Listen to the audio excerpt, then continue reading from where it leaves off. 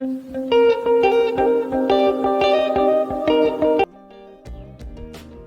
are many true stories spread around us. Today I'm going to tell you a real women's story, so we may prepare ourselves to avoid such kind of foolishness. There are many people who are tired of poverty, while there are some people who are suffering punishment for doing wrong to someone. And there are also some gentlemen who were killed by fate. There are some gentlemen who follow their own minds and block the paths of fortune for themselves. Shabana was a girl of ordinary appearance. Shabana got married to George.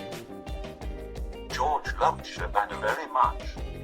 He fulfilled her every wish, but still, Shabana was not happy with this, so time passed.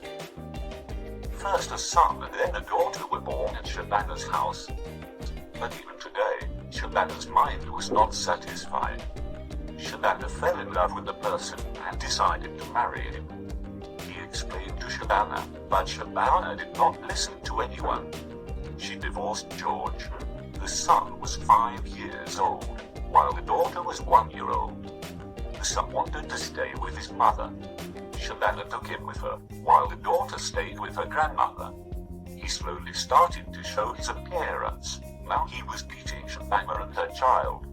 One day, he gave water-mixed washing commanders to the child of George and Shabana. The child became agitated but survived.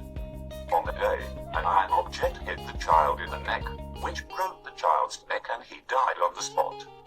The police were looking to catch the man. He was moving from one area to another to escape from the police. She could not share the pain of her son's separation to anyone, because she herself was responsible for her son's murder.